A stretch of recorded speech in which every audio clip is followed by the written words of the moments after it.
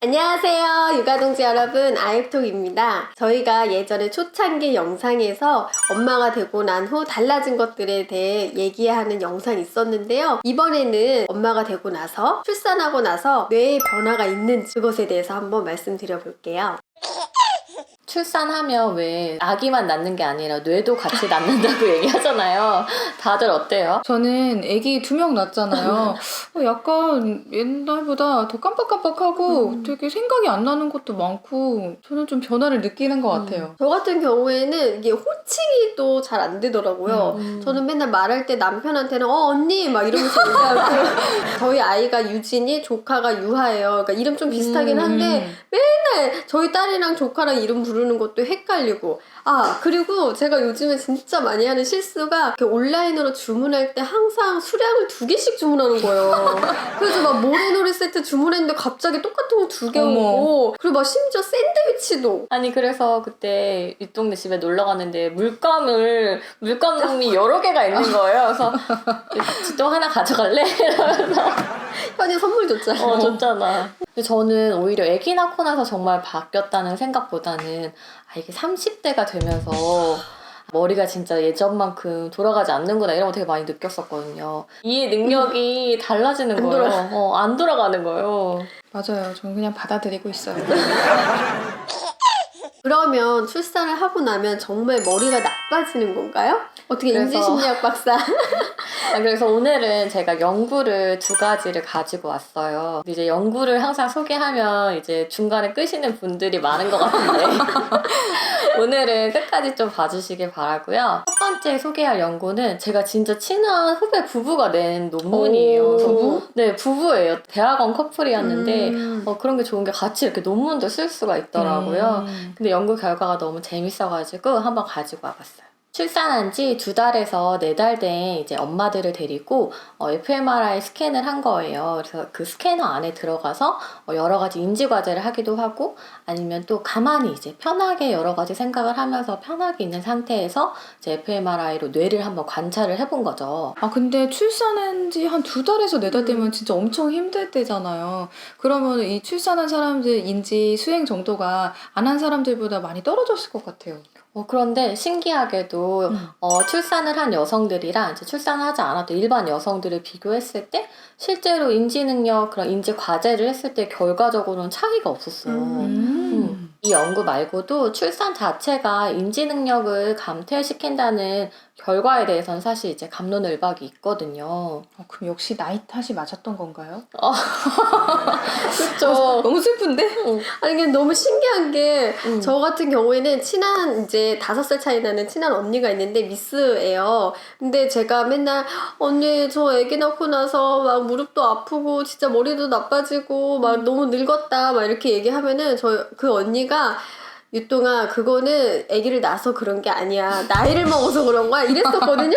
근데 그게 진짜- 진짜인 거지 지금. 아니 근데 또 신기한 거는 출산을 경험한 여성들이 이제 자기에 대해서 보고를 할 수 있잖아요. 내가 어느 정도 할 것 같다 이렇게 생각을 해볼 수 있는데 아무래도 잘 못할 것 같다. 내 머리 인지 능력이 안 좋아진 것 같다. 이렇게 얘기는 했던 거예요. 그런데 실제로 정말 똑같은 과제를 시켰을 때는 차이는 없었던 거죠. 이제 다시 그럼 뇌 연구로 돌아와서 예전 연구들은 사실 어떤 과제를 할 때 어떤 뇌가 이제 일을 하냐 이런 거에 대해 관심을 가졌다면 뇌는 다 연결되어 있다고 했었잖아요. 이런 뇌들의 연결성, 네트워크라고 하거든요. 이런 네트워크에 대해서 되게 관심을 많이 가지고 있어요. 근데 제가 이 주제를 얘기했을 때 하도 구박을 많이 들어가지고 너무 어려워가지고. 그래서 정말 쉽게 설명을 해보자면 네트워크라는 거는 여러 이제 영역들, 뇌의 영역들의 연결이라고 그냥 생각을 하시면 돼요. 그러니까 오케스트라 연주한다고. 네. 우리가 아무것도 안 하고 있을 때 뇌는 그러면 쉬고 있을까 생각을 해볼 수 있잖아요. 근데 우리 아무것도 안 하고 있을 때도 우리 뇌는 사실 열심히 일을 하고 있어요. 그래서 우리가 아무것도 안 하고 편하게 쉬고 있을 때 활성화되는 영역들을 이제 디폴트 모드 네트워크라고 불리거든요. 그런데 이 디폴트 모드 네트워크랑은 완전 또 정반대로 열심히 과제를 할 때, 열심히 머리를 막 쓰고 있을 때는 태스크 파지티브 파지티브 네트워크라고 해서 열심히 일을 하는 영역들이 있는 거예요. 그런데 우리가 놀면서 공부할 수 없듯이 얘네들은 거의 반대의 성격을 가지고 있어요. 그러니까 디폴트 모드 네트워크가 열심히 일을 하고 있는 동안에는 태스크 파지티브 네트워크가 굉장히 되게 열심히 일을 안 하고, 태스크 파지티브 네트워크가 열심히 일할 때는 디폴트 모드 네트워크는 열심히 일을 안 하는 거죠. 같이 일을 할 수는 없다는 그쵸, 거죠? 그쵸. 반대인 거예요, 반대. 그러면 출산을 경험한 여성들이랑 출산을 경험하지 않은 여성들이 우리가 열심히 머리를 쓰는 과제를 할 때 어떤 일이 일어날까요? 아까 이야기한 태스크 파지티브 네트워크? 네, 그쵸. 네, 그게 활성화돼야 되는 거죠. 맞아요, 맞아요. 그래서 결과를 정말 그냥 간단하게 얘기를 해보자면, 출산을 경험하지 않은 여성들은 열심히 당연히 과제를 하니까 태스크 파지티브 네트워크가 어느 정도 플러스 한 10 정도 일을 하고, 디폴트 모드 네트워크는 한 마이너스 10 정도로 이제 조용해졌다고 생각을 해볼 수 있잖아요. 그런데 출산을 경험한 여성들은 똑같은 과제를 하는 동안에 이 태스크 파지티브 네트워크가 플러스 한 20 정도 일을 하고, 디폴트 모드 네트워크는 마이너스 한 20 정도, 이 차이가 더 심해진 거예요. 더 열심히 일을 하는 거네요. 그렇죠. 근데 아까 실제로 인지과제를 할 때는 차이가 없다고 했었잖아요. 그렇죠. 우리가 겉으로 보기에는 출산을 경험한 여성이나 출산을 경험하지 않은 여성이나 사실 차이는 없는데 사실 뇌에서 엄청난 차이가 있었던 거죠. 엄청 열심히 막. 그러니까 이걸 극복하기 위해서 어. 열심히 일을 하는 것 같은 느낌이라고 할 수 있을 것 같아요. 근데 저는 또 궁금한 게, 이런 뇌의 변화가 정말 출산 때문일까? 그런 생각을 하게 되거든요. 그쵸. 출산 전이랑 사실 후를 딱 비교하는 게 좋은데, 실제로 이제 사람을 대상으로 출산 전후를 직접적으로 비교한 연구가 진짜 많이 없었어요. 그런데 최근에 이제 이 연구가 발표되면서 되게 화제가 됐었거든요. 그럼 이 연구는 출산 전이랑 후를 비교를 한 건가요? 맞아요, 맞아요. 네덜란드에서 우쿠제마라는 신경학자와 그 동료들이 연구를 한 건데요. 출산을 경험한 이제 출산 전과 후를 비교하는 거죠. 그래서 출산을 경험한 여성들이랑 그다음에 출산을 경험하지 않은 여성들, 그리고 남자들, 이제 남성들도 데리고 연구를 진행을 해봤어요. 그랬더니 정말 놀랍게도 출산을 경험한 여성들만 이제 우리 뇌에서 회백질의 부피가 감소하는 결과가 나타난 거예요. 회백질이 어떤 부분이었죠? 회백질이라고 하면 신경세포들이 좀 많이 몰려있는 부분이 이제 회백질이라고 할 수 있거든요. 이런 회백질이 감소한다는 건 그럼 대체 무슨 의미냐 이렇게 생각을 해볼 수 있겠죠. 기억하실지 모르겠는데 가지치기 얘기했던 거 기억나시죠?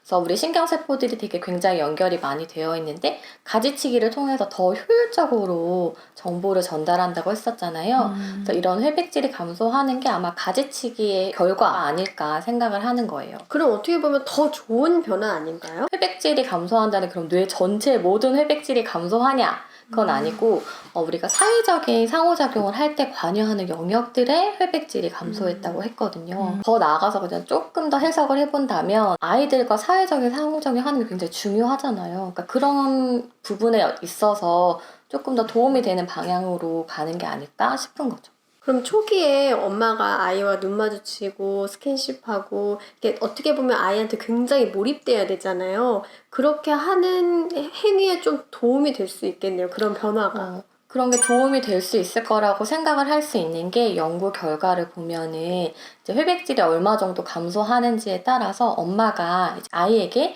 느끼는 애착 정도를 평가할 수 있잖아요. 회백질이 많이 감소한 엄마들이 자기 아이한테 느끼는 애착 정도가 더 크다 이런 결과가 나타났어요. 진짜 신기하네요. 그리고 이 연구에서는 마지막으로 출산 후에 이런 뇌 변화가 얼마나 유지되는지를 이제 추적 관찰을 했어요. 그랬더니 이런 회백질 감소하는 게 한 2년 정도까지는 계속 유지가 되더라 라고 하는 거죠. 이 두 연구에서 사실 모두 얘기하고 있는 게 우리 뇌가 굉장히 많이 변하고 있잖아요. 그런데도 불구하고 실제로 뭐 인지 능력에는 그렇게 큰 영향을 주지는 않는 것 같다라는 거죠. 좀 자신감을 가져도 될까요? 그럼요. 근데 뭔가 신기하면서도 약간 저는 좀 오히려 기대했는데 그래 내가 아기를 낳아서 진짜 그러니까. 머리가 나빠진 거였어. 핑계거리가 없어졌네? 핑계거리가 없어졌네. 근데 그런 얘기는 있어요. 아기를 낳고 나서는 사실 막 우리 아이 언제 우유 먹었고 뭐 해야 되고 뭘 해줘야 되고 이런 거는 되게 잘 기억하잖아요. 그런 게 아무래도 내 에너지, 인지 능력을 아무래도 아이에 관련된 거 쓰다 보니까 나머지에 있어서는 이제 이거 나 다 까먹고 다 안 돼 이렇게 느끼는 게 아닐까 싶은 거죠. 우리 뇌의 능력도 약간 엄마 역할에 특화되는 그쵸. 거라고 볼 수 있겠네요. 네, 이번 영상에서는 조금 어려울 수도 있지만 뇌에 관련된 연구를 2가지 가지고 와봤어요. 저는 이제 새로운 정보를 전달했다는 거에 조금 마음을 미안해 삼으며 많이 배웠다.